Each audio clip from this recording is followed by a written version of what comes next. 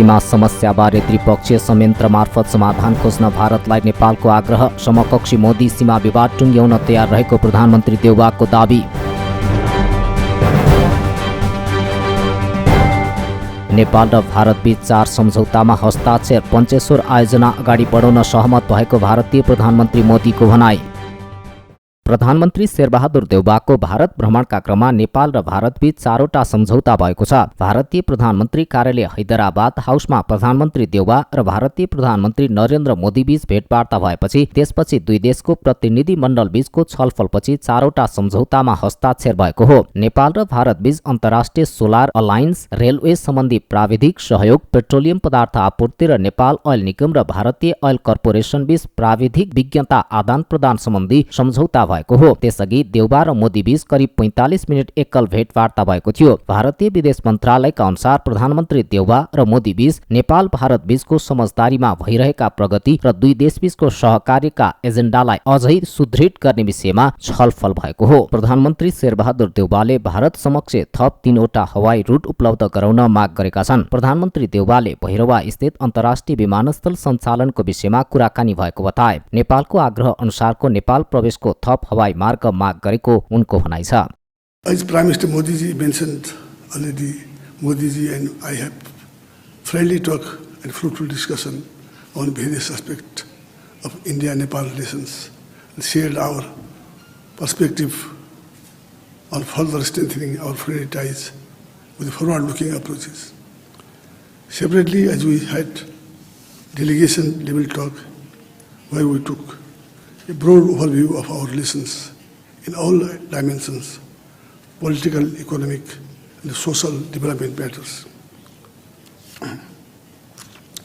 India and Nepal share age-old, time-tested, and multidimensional ties that covers all spheres of our interaction. We share democratic values, culture, ethos, and civilization linkage, and similar ambition in inclusive development.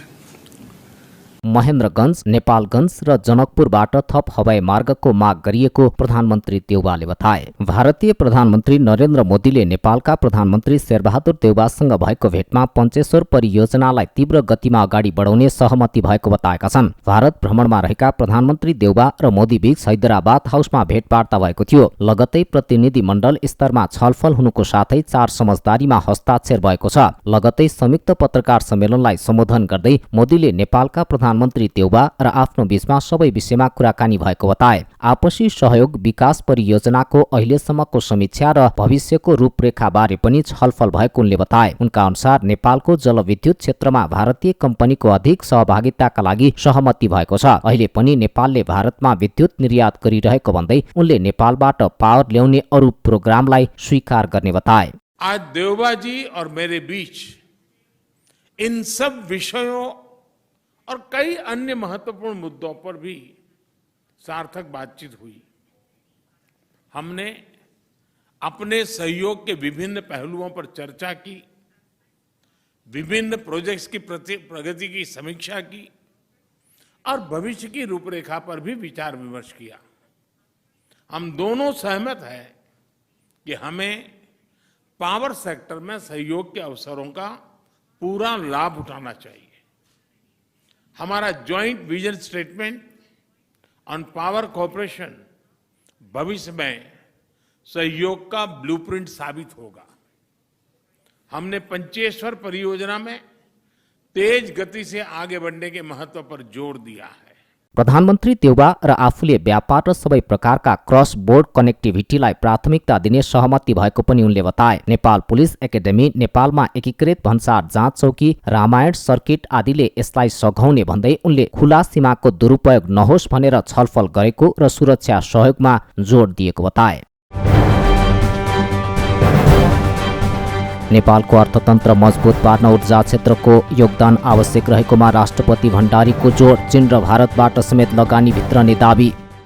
राष्ट्रपति विद्यादेवी भण्डारीले विद्युत उत्पादन, खपत र निर्यात व्यवस्थापनलाई प्रभावकारी बनाउँदै अर्थतन्त्रमा ऊर्जा क्षेत्रको योगदान वृद्धि गरी समृद्ध नेपाल सुखी नेपालीको राष्ट्रिय संकल्पलाई पूरा गर्नु प्राथमिकताको विषय रहेको बताएकी छन्। शनिबार काठमाडौँको भृकुटी मण्डपमा आयोजित हिमालयन हाइड्रो एक्सपोको उद्घाटन गर्दै राष्ट्रपति भण्डारीले आयातित बिजुलीका कारण केही वर्ष अघि मात्र लोड सेडिङबाट मुक्ति पाएको उल्लेख गर्दै उनले त्यसको दीर्घकालीन समाधान भनेको आफ्नै उत्पादन हुनु रहेको बताइन्। उक्त अवसरमा राष्ट्रपति भण्डारीले दुई छिमेकी मुलुक भारत र चीनमा पनि विद्युत व्यापारका लागि प्रसारण लाइन निर्माण गर्ने काम सुरु भएको भन्दै त्यसले मुलुकमा यस क्षेत्रको विकासका लागि लगानी गर्न प्रतिस्पर्धाको वातावरण बन्ने विश्वास समेत व्यक्त गरिन्। विद्युतको आन्तरिक खपत गरी निर्यात गर्ने क्षमता समेत हामी राख्दछौँ। मुलुकको अधिकांश क्षेत्र हिमाली र पहाडी भएका कारण द्रुत गतिमा प्रवाह हुने धेरै नदीहरूले जलविद्युतको विकास र विस्तारमा ठूलो योगदान पुर्याउन सक्दछन्। विद्युत उत्पादन, खपत र निर्यात व्यवस्थापनलाई प्रभावकारी बनाउँदै अर्थतन्त्रमा ऊर्जा क्षेत्रको योगदान वृद्धि गरी समृद्ध नेपाल सुखी नेपालीको राष्ट्रिय संकल्प पूरा गर्नु हाम्रो प्राथमिकता हो। 1 शताब्दी अघि नै उत्पादन सुरु गरी नेपालले जलविद्युतका क्षेत्रमा सम्भावनाको ढोका खोलेको विषयमा प्राय चर्चा हुँदै आएको छ। हाम्रो राष्ट्रिय ऊर्जा आवश्यकता पूरा गर्ने उद्देश्य राखेर जलविद्युत विकासका लागि योजनाबद्ध प्रयास हुन थालेको समेत आधा शताब्दी भइसकेको छ। राष्ट्रपति भण्डारीले साना र मझौला जलविद्युत आयोजनामा लगानी गरेर उज्यालो गाउँ बनाउने अभियानलाई तीव्रता दिन पनि निजी क्षेत्रलाई आग्रह गरिन्। राष्ट्रपति भण्डारीले ठूलो जलविद्युत आयोजना सम्पन्न गर्न समय लाग्ने भएकाले त्यसले तत्काल ऊर्जा आपूर्ति हुन नसक्ने पनि उल्लेख गरिन्। आफ्नो पार्टीले जितेको पालिकामा मात्र राम्रो काम भएको माओवादीको दाबी। भरतपुर महानगरले समृद्धिको मोडल स्थापित गरेको अध्यक्ष दाहालको ठम्ब्याई। नेकपा माओवादी केन्द्रका अध्यक्ष पुष्पकमल दाहालले आफ्नो पार्टीले जितेको स्थानीय तहमा मात्र राम्रो काम भएको दावी गरेका छन्। अध्यक्ष दाहालले छोरी रेणु दाहाल मेयर रहेको भरतपुर महानगरपालिकामा सुशासन, विकास र समृद्धिको एउटा मोडल नै स्थापित भएको छ भनेर एउटा संसदीय समितिको रिपोर्टले देखाएको बताए। पार्टी केन्द्रीय कार्यालय पेरिस डाँडामा शनिबार गोर्खा भूतपूर्व सैनिक संघ गेसोका अध्यक्ष कृष्ण कुमार राईलाई पार्टीमा स्वागत गर्दै उनले आफ्नो पार्टीले जित हासिल गरेको स्थानीय तहमा मात्र राम्रो काम भएको तर अन्य 100औं स्थानीय तहमा कामै नभएको जिकिर गरे। अध्यक्ष दाहालले प्रदेश र संघमा आफ्नो पार्टीको नेतृत्व नहुँदा सधैँ समस्या आउने गरेको समेत बताए। देशभरि जहाँ हाम्रो स्थानीय तहको निर्वाचन आउँदैछ, अस्ति मात्रै हाम्रो एउटा संवैधानिक समितिले कहाँ राम्रो काम भयो त स्थानीय पालिकाहरूमा भनेर हेर्दा 5वटा श्रेष्ठ भएका मध्ये 3टा माओवादी केन्द्रले जितेकोमा मात्रै भयो। अरू त्यत्रो चाहिँ 100औं छन्, त्यहाँ चाहिँ राम्रो काम भएन भन्ने रिपोर्ट आयो। महानगरपालिका छ, भरतपुर महानगरपालिकामा सुशासन, विकास, समृद्धिको एउटा नयाँ मोडेल छ भन्ने रिपोर्ट आयो। सबैतिर त्यस्तो आएन। तर प्रदेश र संघमा माओवादीको नेतृत्व नहुँदा एउटा अन्तर्विरोध, एउटा कन्ट्रोभर्सी जहिले पनि भएको छ। त्यसकारण तपाईहरुले बिल्कुल सही समयमा सही निष्कर्ष निकाल्नु भएको छ। अध्यक्ष दाहालले परिवर्तनको नेतृत्व आफ्नो पार्टीले गर्ने तर त्यसलाई सम्हालेर देशको नेतृत्व गर्न नपाउँदा मुलुकमा फेरि पनि परिवर्तन खतरामा पार्ने अवस्थामा आएको बताए। उनले परिवर्तनको पक्षमा उभिएकै कारण भूतपूर्व गोर्खा सैनिकहरूले आफ्नो पार्टीलाई रोजेको भन्दै धन्यवाद समेत दिए। अध्यक्ष दाहालले भूतपूर्व गोर्खा सैनिकहरूको समस्या आफूहरूलाई राम्रोसँग थाहा भएको भन्दै समाधानका लागि प्रधानमन्त्री शेरबहादुर देउवासँग छलफल गर्ने आश्वासन दिए।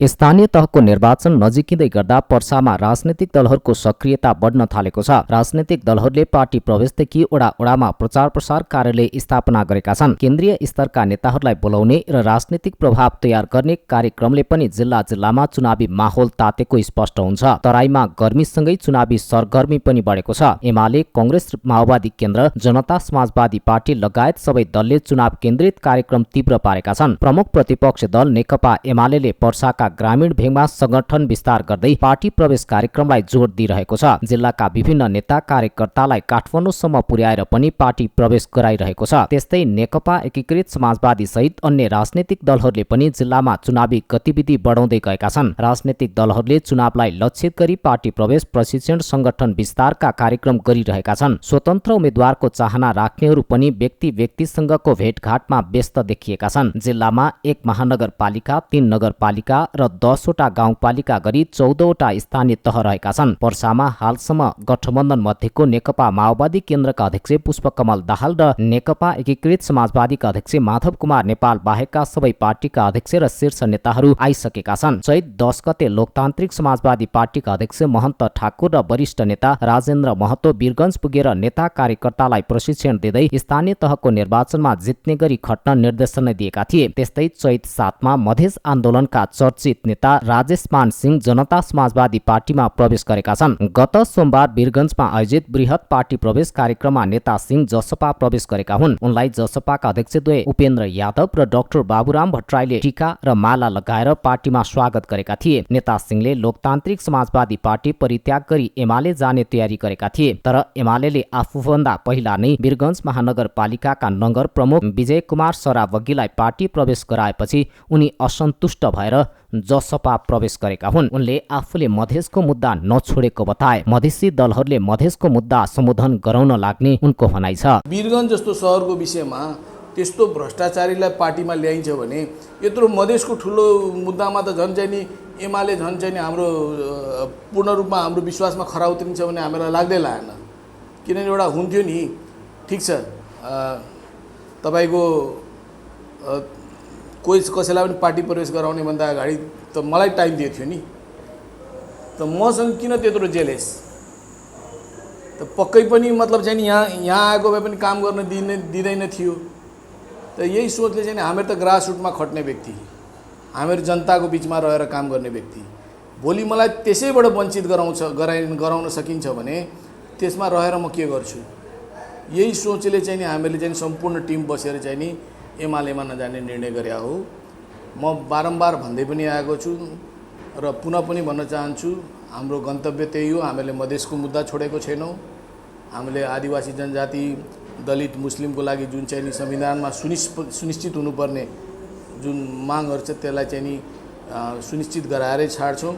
गत 26 फागुनमा प्रधानमन्त्री एवं नेपाली कांग्रेसका सभापति शेरबहादुर देउवाले पर्साको पोखरियामा नगरपालिकाका मेयर दीप नारायण रौनियारलाई कांग्रेसमा प्रवेश गराए। रिजमान अन्सारी नेतृत्वको नेपाल संघीय समाजवादी पार्टीबाट मेयर बनेका रौनियार आगामी स्थानीय तह निर्वाचनमा टिकटका लागि कांग्रेस प्रवेश गरेको चर्चा छ। त्यसैगरी वीरगञ्ज महानगरपालिकाका नगर प्रमुख विजय सराबगी नेकपा एमालेमा प्रवेश गरेका छन्। नगर प्रमुख सराबगीसँगै बाराको आदर्श कोटवाल गाउँपालिकाका अध्यक्ष लगायतलाई पनि एमाले अध्यक्ष केपी शर्मा ओलीले पार्टी प्रवेश गराएका हुन्। वीरगञ्ज महानगर प्रमुख सराबगीले एमाले अध्यक्ष ओलीले लिपुलेकलाई नेपाली नक्सामा हालेर नेपालको राष्ट्रियताको पहिचान स्थापित गराएकाले आफू त्यसबाट प्रेरित भएर एमाले रोजेको बताए। मैले 6 महिना अगाडि नै हाम्रो आदरणीय जसपाका अध्यक्षज्यूलाई भनिसकेका थिए कि म यो पार्टीमा बस्दैन, अब आफ्ना कारणहरू, आफ्ना रिजर्भेसनहरू बताइसकेको थिएँ।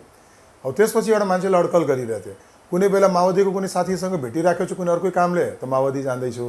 काङ्ग्रेसका साथीहरूसँग भेट्न गए, अस्ति राजेन्द्र भाद्र मातेजीसँग भेट्न गए, त्यो हाम्रो एसटिपी प्लान्टको विषयमा, किन उहाँकै जग्गा भएर हाम्रो मिसिनहरू जान्छ, त त्यसको विषयमा कुरा गर्न गए। मलाई त्यहाँ पनि जान्छु भनेर भनिसके हो। मेरो काङ्ग्रेसी मन सुरुदेखि नै थियो, तर काङ्ग्रेसमा पहिलादेखि यति नै भिड छ, त्यहाँनिर हाम्रो अटाउने काम हुँदैन। फेरि त्यहाँ जहिले पनि काउन्टर भोटिङहरू गर्ने बानी छ कि, त्यो कारणले गर्दा मलाई लाग्यो कि अहिलेको हिसाबले, जुन हिसाबले ओलीजीले एउटा लिपुलेकको घटनाबाट नेपालको भनौँ नि एउटा राष्ट्रियताको जुन पहिचान, एउटा ठुलो पहिचान उहाँले जुन इस्टाब्लिस गराइदिनु भयो, एउटा राष्ट्र सेवकको हिसाबले जुन उहाँले काम गरिदिनु भयो, त्यसबाट मैले प्रेरित नै भएँ र त्यही कारणले गर्दा मैले एमाले नै रोजेको छु। त्यसैगरी चैत 9 गते काठमाडौँमा आयोजित एक कार्यक्रममा लोकतान्त्रिक समाजवादी पार्टीका नेता शिव पटेल एमाले प्रवेश गरे। मधेसवादी दलकै लोकप्रिय नेतालाई भित्र्याएर उम्मेद्वार बनाउँदा एमालेलाई मधेस मुद्दा समेत आफैसँग रहेको दर्शाउन सहज हुने तर्क स्थानीय नेताहरूको छ। 5 वर्ष अघि एमाले हौ भनेर खुलेर हिँड्न नसक्ने पर्सामा मधेस आन्दोलनको अग्रभागमा रहेका नेताहरू नै एमाले प्रवेशका लागि तछाड मछाड गरिरहेका छन्। एमाले रूपान्तरित भएको र एमालेले विकासको मुद्दा बोकेकाले आफू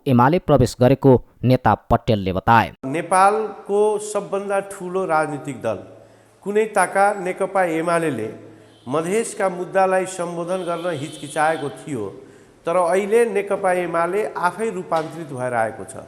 अब मधेसको कुरा यानी कि मधेसको पहिचान प्राप्त भइसकेपछि मधेसको विकास कसरी हुन्छ त्यो ठुलो मुद्दा हो र अहिले नेकपा एमाले एउटा अभियान लिएर अगाडि बढेको छ। नेपाललाई समृद्ध बनाउने काममा अगाडि बढेको हुनाले हामी मधेसका राजनीति गर्ने या मधेसको भलाइ खोज्ने या मधेसको हकमा काम गर्नेले पनि जसले मधेसको विकास गर्छ त्यससँग जानु उचित हुन्छ र मधेसको विकास भए मात्र नेपालको विकास सम्भव भएकोले म अहिले नेकपा एमाले प्रवेश गरेको हुँ। यसको मतलब कदापि होइन कि पुरानो मधेस आन्दोलनलाई गाली गरेर हामी नेकपा एमालेमा प्रवेश गरेको हो। तपाईले सुन्नुभयो होला यसभन्दा अगाडि जुन दिन म काठमाडौँमा पार्टी प्रवेश गर्दै थिएँ त्यो बेला पनि त्यो समयमा पनि नेकपा एमालेका आदरणीय अध्यक्ष केपी शर्मा ओलीजीले अब जय मधेस बिना नेकपा एमाले अधुरो रहने भन्ने अभिव्यक्ति दिनुभएको थियो। यसले अस्पष्ट हुन्छ कि मधेसको विकास भएपछि मात्र देशको विकास सम्भव छ, देशको समृद्धि सम्भव छ र हामी जस्ता नौजवान युवाहरू अब नेकपा एमालेसँग सहकार्य गर्दै देश विकासमा लाग्नुपर्छ। स्थानीय जानकारहरूका अनुसार यसपटक वीरगञ्ज महानगरपालिकामा एमाले कांग्रेस र जसपाकै बीचमा मुख्य प्रतिस्पर्धा हुने देखिएको छ। पर्साको स्थानीय तहको प्रमुखमा निर्वाचित भएका 4 जना जनप्रतिनिधिहरूले आफू निर्वाचित भएको पार्टी छाडिसकेका छन्। जिल्लाको 1 महानगरपालिका, 1 नगरपालिका, नगर प्रमुख र 2 गाउँपालिकाका अध्यक्षहरूले आफू निर्वाचित भएको पार्टी छाडेका छन्।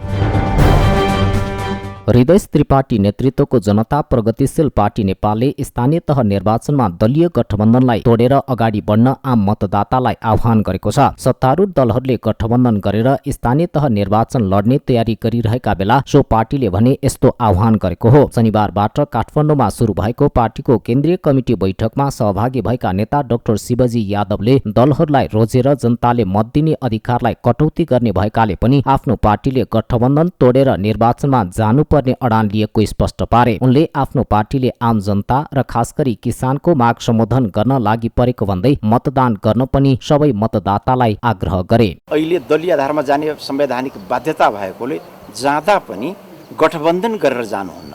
त्यहाँ चाहिँ दल आफ्नो आफ्नो विचार बोकेर जनतामा जाने, कुन विचारलाई जनताले म्यान्डेट दियो त्यस अनुसार आएर डेलिभरी दिने, फेरि आवधिक निर्वाचनमा त्यसको मूल्याङ्कन जनताले गर्छ भनेपछि यो सिद्धान्त, यो बहुदलीय प्रजातन्त्र दलीय व्यवस्थामा को गठबन्धनको जुन संस्कृति छ यो विरोधाभासी क्रियाकलाप हो। यो यथाशीघ्र रोक्नुपर्छ र जनताले यो तपाईको मिडिया मार्फत म जनतालाई के आग्रह गर्न चाहन्छु भनेदेखि यो दलीय गठबन्धन जुन छ यो गठबन्धनको जुन एउटा संस्कृति छ त्यसलाई तोड्नलाई उहाँले सकभर अहिले स्थानीय तहमा स्वतन्त्र उम्मेदवारीलाई बढीभन्दा बढी प्रोत्साहन दिएर जनतालाई मनपर्ने व्यक्ति जुन छ त्यसले जे डेलिभरी दिन सक्छ जनतालाई त्यसलाई चाहिँ नि जनमत दिएर अगाडि बढाइदियोस्। जनता प्रगतिशील पार्टी नेपालले स्थानीय तहको निर्वाचनमा जाँदा स्थानीय तहमा भएको भ्रष्टाचारको भण्डाफोर गरेर जाने पनि जनाएको छ।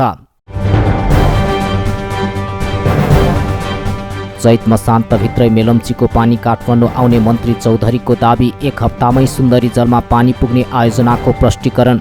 खानेपानी मन्त्री उमाकान्त चौधरीले सरकारले घोषणा गरे अनुसार चैत मसान्तसम्म मेलम्चीको पानी काठमाडौँमा पुर्याउने दावी गरेका छन्। बिहिबार मेलम्ची खानेपानीको हेडवर्क्स बाँध स्थल हेलम्बुमा पुगेर मन्त्री चौधरीले सरकारले घोषणा गरे अनुसार चैत मसान्तसम्म मेलम्चीको पानी काठमाडौँमा पुर्याउने बताएका हुन्। उनले अहिले मेलम्चीको पानी काठमाडौँ ल्याउनको लागि तीव्र गतिमा कार्ययोजना अनुसार नै मेलम्ची खानेपानी मुहान सफा गर्ने काम भइरहेको बताए। मन्त्री चौधरीले अघिल्लो सरकारले जस्तो निर्माण कार्य सम्पन्न नभई उद्घाटन गर्ने काम आफूले नगर्ने प्रतिबद्धता जनाए। अहिले अस्थायी रूपमा मेलम्चीको पानी काठमाडौँवासीलाई खुवाउने योजना बनाएको भन्दै मन्त्री चौधरीले स्थायी बनाउनको लागि एसियाली विकास बैंकले अध्ययन गरिरहेको उल्लेख गरे। अहिले सुरु मार्गमा रहेको पानी निकालेर सफाई गर्ने कार्य र मुहानमा 90% सफाईको काम सकिएको मन्त्री चौधरीको भनाइ छ।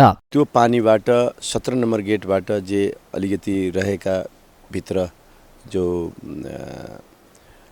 भनौँ लेदोहरू त्यो चाहिँ नि साफ भएर जान्छ र केही भएको ग्याल्चेनबाट पनि साफ भएर जान्छ र यो गेटहरू बन्द हुन्छ र त्यो पानी हामी पथान्तन गरेर काठमाडौँमा हामीले 17 करोड लिटर जो ट्रिटमेन्ट प्लान्ट छ, तपाईले सुन्दरी जलमा हेर्नु भएको छ, त्यहाँ हामी पठाउने काम गर्छौँ र 10 दिनमा मलाई लाग्छ त्यो काम हाम्रो सकिन्छ र हामी केही प्राविधिक केही कठिनाइहरू छन्, तथापि हामी समय अवधिभित्रै घोषणा गरेकै समय अवधिभित्रै हामी काठमाडौँवासीलाई मेलम्चीको पानी पथान्तन गरेर खुवाउँछु भनेर आज पनि म प्रतिबद्ध छु र म विश्वस्त छु। त्यस्तै हेलम्बु गाउँपालिकाका अध्यक्ष निमा ग्याल्जेन शेर्पाले काठमाडौँवासीलाई मेलम्चीको पानी खुवाउने हेलम्बु गाउँपालिकाको पनि दायित्व रहेको बताए। हेलम्बु गाउँपालिकाले काठमाडौँवासीलाई मेलम्चीको पानी खुवाउने दायित्व पूरा गर्ने, तर काठमाडौँवासीले शुल्क तिरेर पानी खाँदा हेलम्बुका जनतालाई 25% हिस्सा पाउनुपर्ने माग गरे। उनले हेलम्बुले पहिलादेखि नै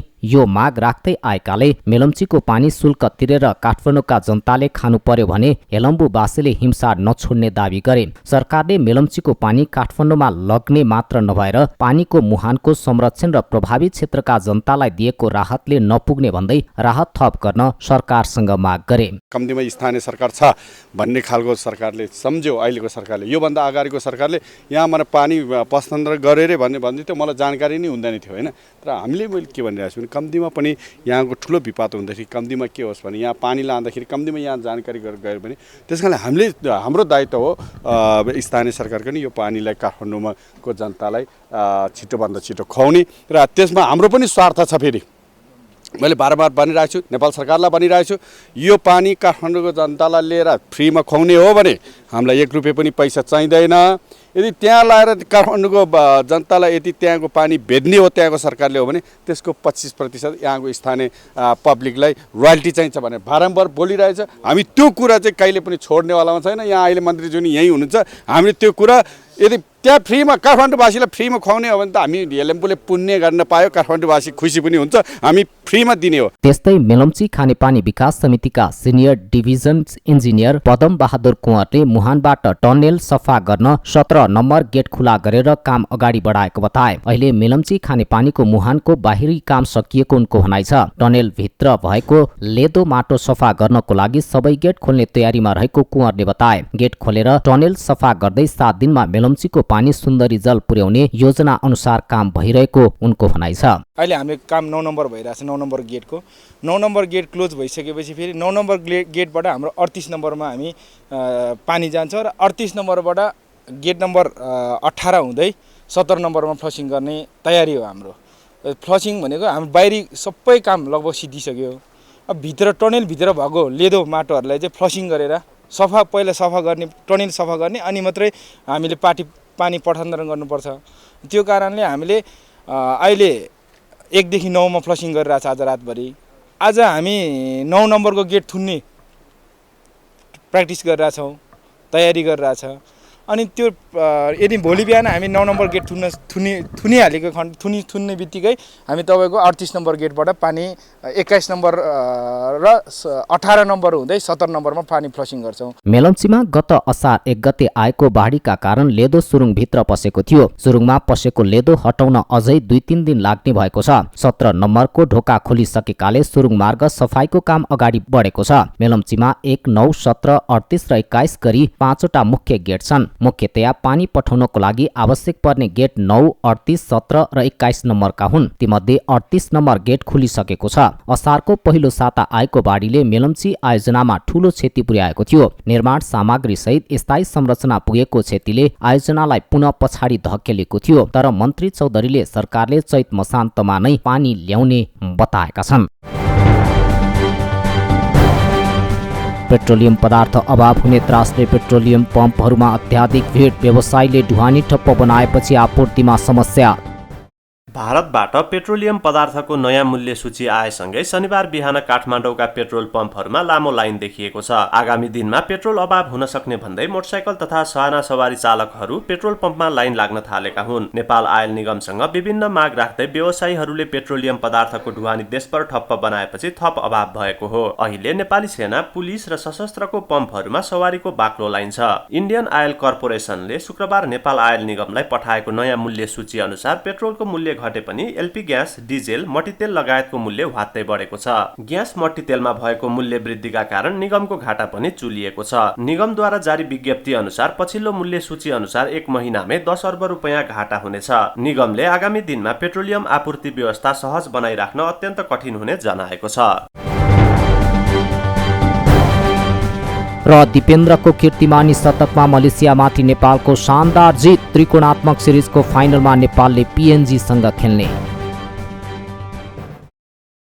त्रिकोणात्मक टी20 सिरिजमा नेपाल अपराजित रहँदै फाइनलमा पुगेको छ। सिरिजको अन्तिम लिग खेलमा नेपालले मलेसियालाई 85 रनले पराजित गर्दै फाइनलमा पुगेको हो। त्रिवी क्रिकेट मैदानमा 224 रनको विशाल लक्ष्य पछाएको मलेसिया 19 ओभरमा 5 बलमा 138 रनमा अल आउट भएको हो। मलेसियाका भिरनदीप सिंहले सर्वाधिक 47 रन बनाए। नेपालका सन्दीप लामिछानेले 3 विकेट हात पारे। कमल सिंह ऐरी र दिपेन्द्र सिंह ऐरीले समान 2-2 विकेट हात पारे। यसअघि टस हारेर पहिले ब्याटिङ गरेको नेपालले 5 विकेट गुमाएर 223 रन जोडेको थियो। दिपेन्द्रको आक्रामक शतकीय इनिङ खेलेपछि नेपालले टी20 अन्तर्राष्ट्रिय क्रिकेटमा तेस्रो ठूलो स्कोर बनाएको हो। दिपेन्द्रले अभिजित रहँदै 110 रनको इनिङ खेले। टी20 अन्तर्राष्ट्रियमा पहिलो शतक पूरा गरेका दिपेन्द्रको यो स्कोर नेपाली खेलाडीको एक इनिङको व्यक्तिगत धेरै रन हो। त्यस्तै दिपेन्द्र टी20 अन्तर्राष्ट्रिय क्रिकेटमा र एक दिवसीय अन्तर्राष्ट्रिय क्रिकेटमा शतक पूरा गर्ने दोस्रो नेपाली खेलाडी बनेका छन्। रोहित पौडेलले समेत टी20 अन्तर्राष्ट्रिय क्रिकेटमा आफ्नो पहिलो अर्धशतक पूरा गरेका छन्। रोहितले 34 बलमा 5 चौकाको मद्दतमा 51 रन बनाए। सिरिजमा नेपालले 4 खेलमा 4 जित निकाल्दै तालिकाको शीर्ष स्थानबाट फाइनल पुगेको हो। मलेसिया पराजित भएसँगै सिरिजबाट बाहिरिएको छ। फाइनलमा नेपाल र पपुवा न्युगिनी खेल्ने भएका छन्।